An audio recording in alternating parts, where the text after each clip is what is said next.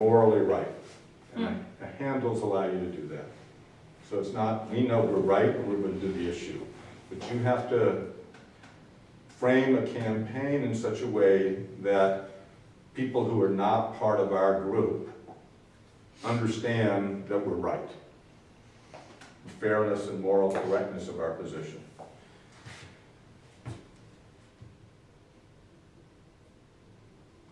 So, one of the places where women almost anywhere, or most places in the world, have made power is on the issue of equal pay for equal work. What's the law here on that? The law is equal pay for equal work. Okay. But So you have a handle, the law says you're supposed to do that. No, they are actually doing that. The gap in payment comes from the position that women occupy, which are always inferior to the position men occupy.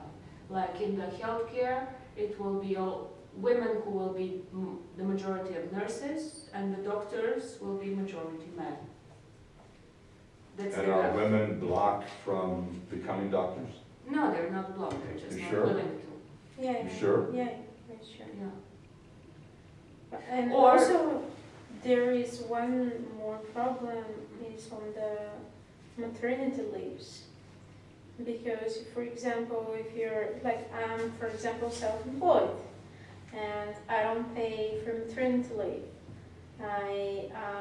If I wanna have a baby, I have to start paying for maternity leave 2 years.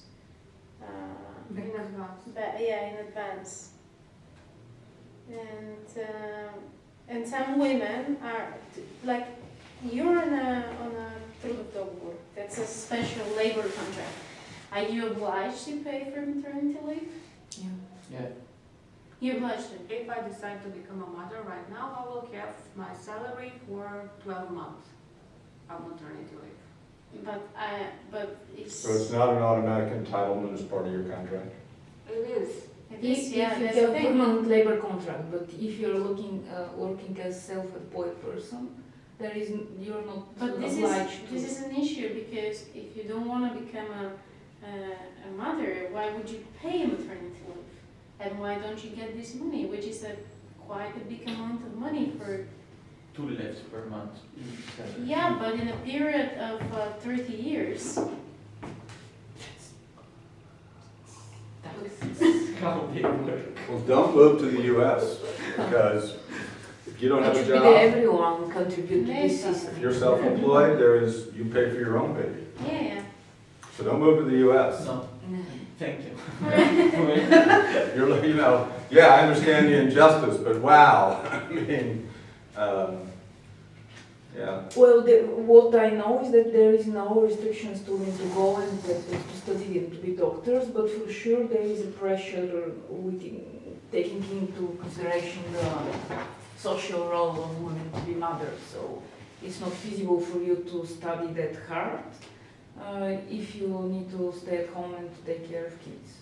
So I think this is part of the issue. The thing is, even if you're a nurse, you get like 4 years of medical training, which is like super difficult.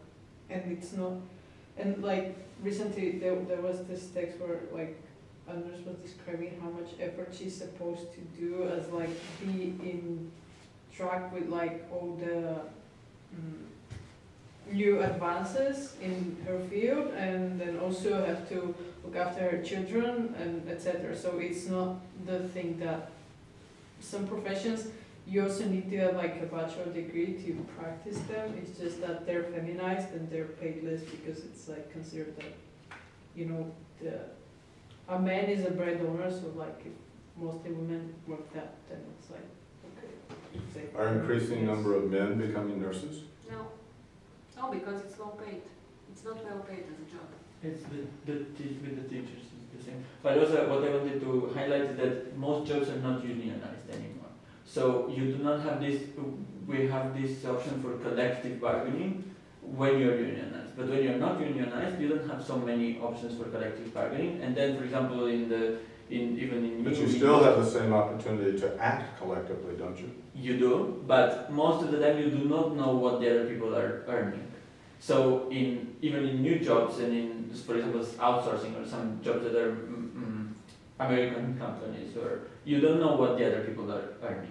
And then when you look at the statistics, it's still that women for the same professions get less money in salary, because there is no collective bargaining, so that you don't know what the other people are But are earning. women getting, I mean, this is what I'm trying to puzzle out here, are women getting less money than men in the same profession? As I have seen the statistics of the National Institute, it says that women for the same profession get 16 cents less than the men. Right, that's true in the US as well. I mean, I don't know if it's 16 cents, but it's become less, but it still is. And how about the impact on women's earnings after they take off to have a child? Are there obstacles to coming back to work? Well, again, it depends on the profession. Because the gender pay gap is not equally distributed throughout all the sectors. There are sectors where the gap is enormous, and there are sectors where the pay is equal. So it depends what you're doing as a profession. There are professions where you get a leave of absence of 3 months and you're already out of the track, like if you're a journalist. And if you don't follow the development of the situation, you lose your key contacts. And then even if you're out only for a year, when you come back, it's almost impossible. It depends on the profession. Like for doctors also. If you want to become a doctor, it usually coincides with the window of opportunity when you can have children. And if you go on a prolonged maternity, you cannot finish your specialization, you cannot advance in your career. In studies elsewhere, every profession discriminates against women after they have children. It's not just professors and doctors and whatever. I mean, there Even are... before, because if you have somebody coming for a job, and if you have a male and female person, for sure you'll get the male. As you have the presumption that the male person will stay with you and won't have time to take care for kids. And how is the law enforced on that presumption? Because that's obviously de facto discrimination. There is the Commission for Discrimination, which is a para-court system or whatever it is. You can take the case into this sort of court and they can judge in your favor.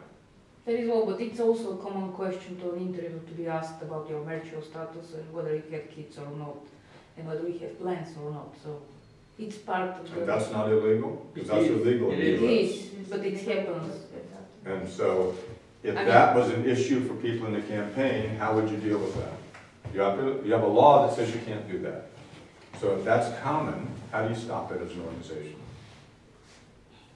Well, you collect cases. You first of all try to reach out to those people who have had such experience and who are willing to go on with this struggle against the court, against their employer. But part of what courts do is make the victim pay for their own discrimination.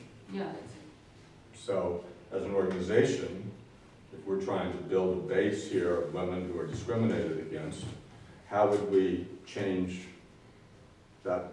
How do we turn the tables differently? So here's one example. Some people, in trying to deal with disparate discrimination, do testing, where you would have women come in. I mean, you could probably explain as well as I could. I mean, racially or women or men or whatever, you can establish that with plants, people you set up in perfect pairs or whatever to go in to apply for the same job, that there's discrimination, and then you can target that company. You have the tapes, you have the people, you have the whole deal. First of all, you need to have the lawyers. Well, No? that's not my view, but yeah, I mean, No, I'm asking. no, you have to have people. If all of a sudden you take, I mean, give me the name of a company that you think is doing this. I mean, that's discriminating against Roma or women, or is there any company you know that does this, that discriminates? I guess. Well, just give me a name so we can talk about something specific. Well, for example, in my past job, there was There was a case when I did testing a couple of times, by the way. Once it was with Roma people, and once it was on an LGBT. It was a website that was you can publish your if you're an employer, you can publish your job there. So we were publishing a job on behalf of Действие, and they refused it because they said because of the word activist in it. But then I published from another organization which was dealing with nature, and they used again the word activist, and they published it. That was No fine. problem. Yeah. Mhm. Yeah. So it was job Jobs. BG. Job.bg. And what did you win? What did you win? Well, the idea was to prove that there was discrimination against LGBT people, and the idea was to sue the Jobs.bg website, but the commission didn't want to. The Commission Against Discrimination didn't want to pronounce there was discrimination, where there was obviously the facts for showing there is. And did that website change the way they dealt with those ads?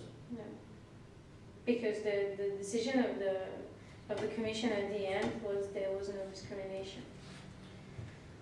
So, But this is a problem of the commission rather of Right. how the. So what I'm suggesting by asking for any company or, any corporation that does this is that you target them directly rather than going to the commission. Mhm. But who do you mean by targeting it? I mean, what? Well, give me a name of a company. Worldtopia. Worldtopia, for example. World Copier? Worldtopia. Worldtopia? Wall, like a wall, and like utopia without the U. Okay, Walltopia. Yes. What do they do? They Walls. Sell climbing clothes. climbing walls, yeah. Oh, okay.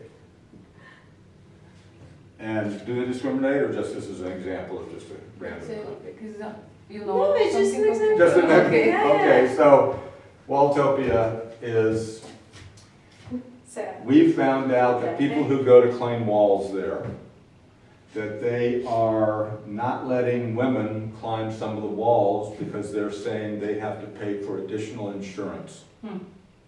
Even though they're making no individual judgment about the fact that Valentina might be an expert wall climber and you may have never done it, but they're trying to put the burden on us. Yet, any man can come in there and they'll let him climb whatever, without paying any additional insurance. So, that's not okay. I need a case where they're doing. The way you set up testing is obviously you would, well, even in this example, okay, so you would, do a lot of people go to Walltopia? Yeah. Is it open to the public? It's got easy access from the sidewalk? mhm. So an organization could stand right out there and talk to people coming in to their business and ask them, Mhm. how do, as a woman, how do you feel like you're being dealt with here by Walltopia? Mhm. Yes or no? Mhm. Yeah. Okay. So if I were organizing the Walltopia campaign, I'd be out there with my clipboard or whatever, be in my little, Walltopia outfit, and I would be trying to find how many people come in a lot of people go there, a few people, thousands, hundreds. How many people go in there a night? A lot. A lot. How much do I have to hurt them to make them negotiate with me? What do you mean, how much you? I mean, how much of their business do I have to disrupt in order to force them to deal with women fairly? So if they had 1,000 people who come in a day, I might need to keep 200, 300 from coming in for a while. It's organizing math. It doesn't matter. If it's 100 people, maybe I only need to keep 20. Maybe I just need to be out there for a period of time talking to women I get 5 or 6 of them who are willing to meet with me and have a cup of coffee across about, they've been coming here, they don't understand why they're paying this extra insurance, why they're not able to climb there. How you talk to these women? I mean, When I'm you don't with know. a microphone, with a. No, I just, come up to them. Hey, are you on your way into Waltopia? Really? Yeah. You know how they I'm busy by, I mean, who talk Do to you know how they deal with women here? Yes or no? How? Oh, you've never been to Waltopia? Yes or no? This is your first time in Waltopia? Yeah, it's my first time. Okay, so let me tell you, I've been talking to women all day in front of Waltopia. And women who come in here, you don't know this because it's your first time, but look, I've been talking to all these people. They're having to both pay extra insurance and they're not allowed to climb on some of the walls that men are allowed to climb on. You think that's right? You think we should do something about that? Why are you coming to Waltopia for the first time and know that you're about to be discriminated against? So a lot of women are talking about, they love Waltopia's walls, they just don't like Waltopia the company. So a lot of women have been talking about, maybe we should do a demonstration here at Waltopia and ask people not to come into Waltopia until they start dealing with women fairly. Does that sound like a good idea? Look, I forgot to ask you your name. Okay, can I get your contact information? I've already written down your name while I'm talking. Okay, well, how are you going to know to come to the demonstration? Well, How am I going to keep you up to date on the information? I will hear your Oh, now webpage. come on, if you're going to lie to me, we're not going to do anything. Because you're not, I mean, if you don't want to give me your phone number, you're really, here's what I'm telling you. Do us a favor, don't go to Waltopia. But if you really want to do something about the condition of women here in Sofia who deal with Waltopia, you really need to join us. And all it will take is some of us to stand together and stop this. And you know that's right. So why not you? With all these women? Okay, well, good luck to you. So you do make a judgment not to waste time with people. There are thousands of people. All we need is 200. All we need is that number we need to act. So you never spend more than 5 minutes with people. I mean, if she doesn't want to move, fine. But my bet is she will not be a regular customer of Waltopia.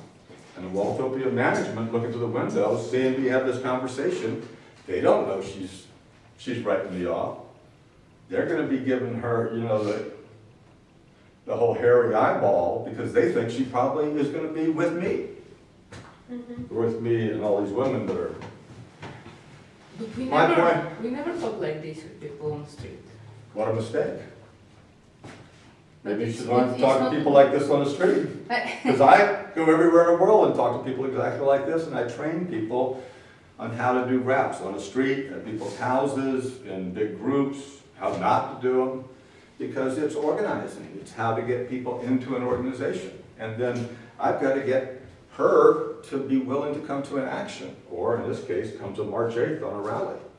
So I need a yes. But nobody will give their contact, come on. You are so wrong. You But are we so do wrong. this Let me tell you a when we story. stay in the subway. Let me tell you a story about Quito, But They do Ecuador. give their contacts. they do give the Yeah, when we were staying in the subway all the times, people came and we were like, okay, but how do you find it? And they're like, sure, the girl from the university, for example, and they gave us their Facebook. And not only that, if you set up the petition so that the first person who signs it, even if it's Valentina or me, has name, address, email, and phone number, I will get every one of those people to fill out that thing. In Quito, Ecuador, we were organizing for an opposition party against the party in power, Rafael Correa. It's a left, young, and so we were going to go door to door with these people who've never done door knocking. We trained them, and everybody in the party said, look, in Quito, nobody will give you their cell phone. You'll never get a single cell phone. So I bet them, okay, fine. I bet we'll get to the numbers. Nobody, even people who were opposed to Ruptura 25, the party we were working, definitely for Carrera, told us they wouldn't vote for us when I said, well, look, can I have your name and cell phone number so that we can at least give you some more? they all gave us their cell phone information. The key thing in all organizing is asking. The worst anybody can ever do is say no. But if you never ask, you've already decided for them that the answer is no. So, you know, in Waltopia, you have a couple of ways to do it. So on this example, all I need to do is say that we're going to act very soon and we're going to keep women out of Waltopia. And that's not good for them. And then if I call the press and make a stink of it, and I have it on social media, and I do some other things, Waltopia's got a problem with our organization because of how they're dealing with women. And it's in their interest, they don't want to lose money. Now, if I find out that it's not a situation as I described, but it is simply that they're dealing with men one way and women another way, that's when testing works out. So if I can establish, if I get, 10 men and 10 women to both go in there and they're dealt with exactly opposite, and then I make us think about it in the same way, I can use that to talk to people as they're coming in. I can also use that in a report, social media, whatever. Now, let's say I get lucky. Let's say Waltopia is a public company, sells stock in the Bulgarian, is there a Bulgarian stock exchange? Sells stock on the Bulgarian. Then I'm going to talk to people, and one of my handles is going to be, I'm going to get on an investor call. They do them every quarter, or I don't know what the system is here, but in most places they do them every quarter. And I'm going to have somebody who's shorting their stock bring up this issue that they're going to have a real problem with their stock because they're discriminating against women. Would that be a real investor or a fake one? I'm sorry, I'm not getting the example. We're Okay, getting so somebody to call and to say, any company that has stock Uh-huh. has real investors. Yeah. There are always two sets of investors. Uh-huh. Ones that think the stock is going up, Uh-huh. and ones who are betting that the stock will go down. So if I have an issue against the company, I always reach out to those people who are betting real money that the stock is going down. Because they are benefited by negative publicity, actions like I'm doing it there, we have a huge campaign against HSBC, you know that bank? They are on the stock, by the way. Huh? They are on the stock. Yeah, HSBC? Well done. Oh, Yeah. they're going down. I mean, unfortunately, maybe they don't do this, but, so if I know that, I'm gonna reach out for investment advisors, I'm gonna find them, and I'm going to give them that information so that comes up in a stock call and affects their stock. And I'm gonna make sure they know that came from, in my case, ACORN, but whoever it is you are, the Women's Coalition, or the Standing Committee, or the March 8th rally. I'm gonna bring them down. They're gonna have to either change or they're going to lose a lot of money. And I'm gonna do that eventually very publicly because I want to target Waltopia so that any other company I hit says, oh my God, I don't wanna go through what Waltopia went through. So when HSBC is a huge bank that's headquartered in the UK. Mm-hmm. So we found that they were doing predatory lending for low and moderate income families in the US. They bought a company that was involved in this, who we targeted in the country. So they, of course, said they didn't do that. So we had to do, and this tactic I described was when we did this, we heard them, we did demonstrations at their offices all around the country, blah, blah, blah. We hit their major investors. So we ended up, and we filed suit on them, we ended up settling for hundreds of millions of dollars that they had to pay in benefits, and because they tried to buy an organization, a civil rights organization, and give them a contribution to claim they weren't in predatory lending, they give them $1 million. I then made them give us 4 times that, because that was just wrong. That would be like, I don't know a good example in Bulgaria, but It'd be somebody who says, no, we don't discriminate against gays, and, you know, we are the anti-discrimination against gays, and they take a contribution of 100,000, and, you know, in order to look like we had a division in our community. So I made sure when we finally negotiated the settlement that they had to pay for that. Because they were essentially recruiting people to stand in the way of ACORN winning. So the next time we hit a company, a big company, a bunch of tax preparers that were ripping off low-income people, we did 350 actions on that company around the country during the period in which they had their biggest tax season. And when they got in negotiations,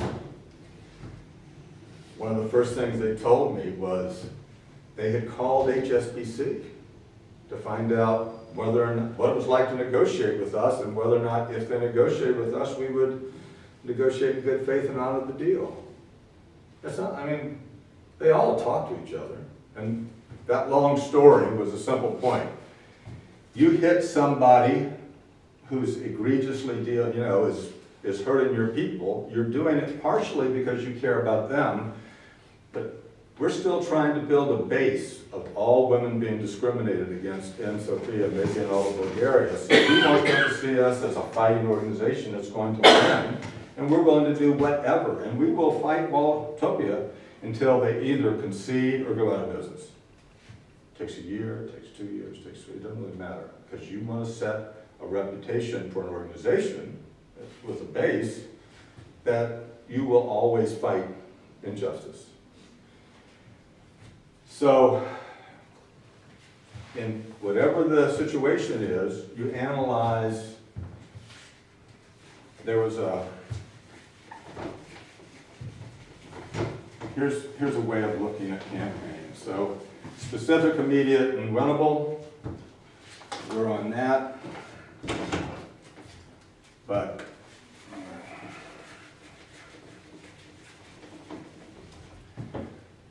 so we have a base.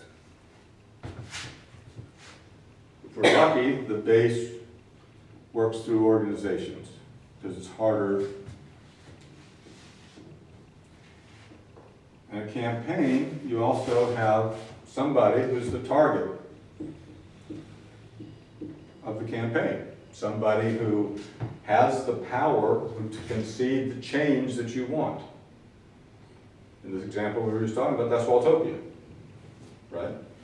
In some other example, let's say nurses are being paid, whatever you said, 16 cents less or whatever, then we also find out that male nurses, in some cases, might have been paid a little bit more, or the qualification, whatever the issue is. So let's say that's a hospital. Are there private or public hospitals here? Both. So which ones are more inviting targets? Which one would be easier to beat? Right. Okay, so let's say it's a private hospital.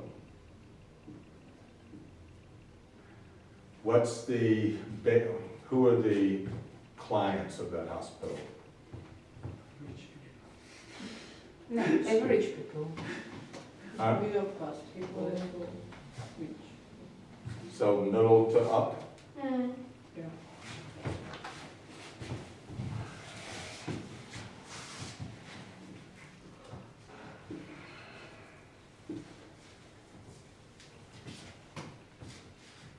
So in a classic campaign model, you're trying to figure out where you have vectors, where you have potential pressure points that you can leverage against this target. So I'm gathering it's probably not doctors. Well, there's obviously an anti-doctor group here. They're not unionized, so you can't, if it were a unionized facility, you could try to move the union to support this demand. What are potential pressure points against a hospital on this question of equal pay for women? You still have the commission, which seems to be worthless. It is. Huh? It is. So is there any way that we can put pressure on the commission to put pressure on the hospital? Well, This is Happy probably Valley. they have more people complaining to the commission. Or Can we, maybe there is some other. can we public- flood the commission? Does the commission mainly deal with individual complaints? Yeah, yeah. What happens if we have a group complaint? That never happened. Yeah. What would happen if 100 nurses at this hospital tried to all collectively file a complaint? They'd be rejected, right? But it'd be a stink, wouldn't it? 100 people show up at the commission to file this complaint. Who in the public would not believe those nurses were right? Yeah. It depends what the media say, and the media are. It also easily depends how you define it to the media. What do you mean?